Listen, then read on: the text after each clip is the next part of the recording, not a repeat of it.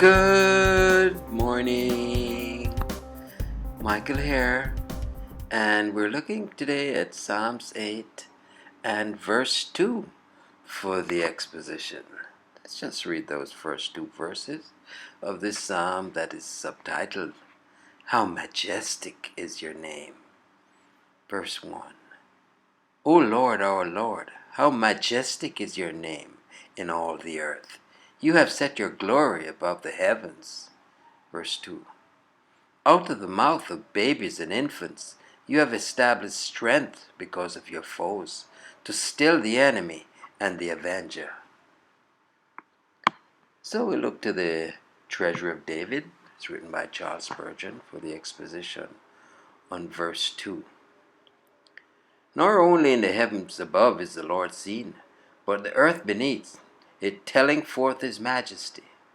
In the sky, the massive orbs, rolling in their stupendous grandeur, are witnesses of his power in great things, while here below, the lisping utterance of babes are the manifestations of his strength in little ones. How often will children tell us of God, whom we have forgotten? How doth their simple prattle refute those learned fools who deny the being of God? Many men have been made to hold their tongue, while sucklings have borne witness to the glory of the God of heaven. It is singular how clearly the history of the church expounds this verse. Did not the children cry, Hosanna, in the temple, when proud Pharisees were silent and contemptuous?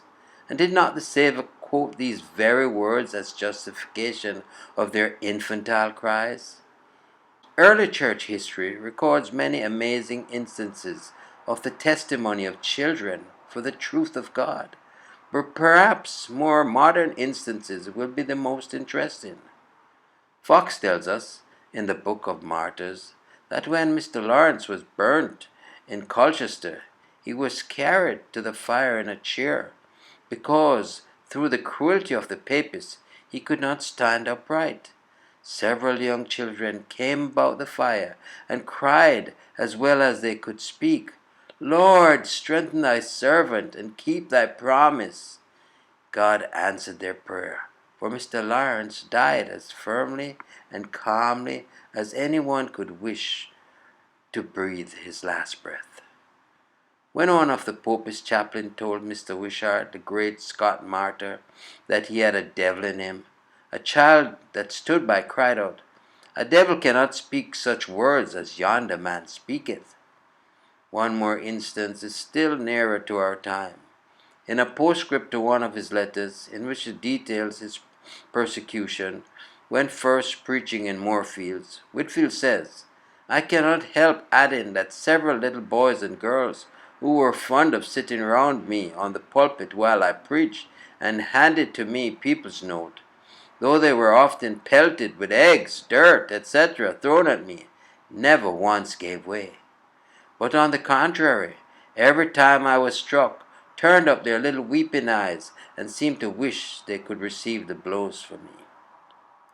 God made them, in their growing years, great and living martyrs for him, who, out of the mouths of babes and sucklings, perfects praise.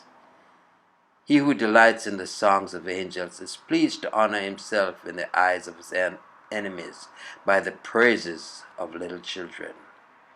What a contrast between the glory above the heavens and the mouths of babes and sucklings. Yet by both the name of God is made excellent. Indeed, how majestic is his name. Michael here declaring yet again, Jesus is Lord. Until next time, be blessed.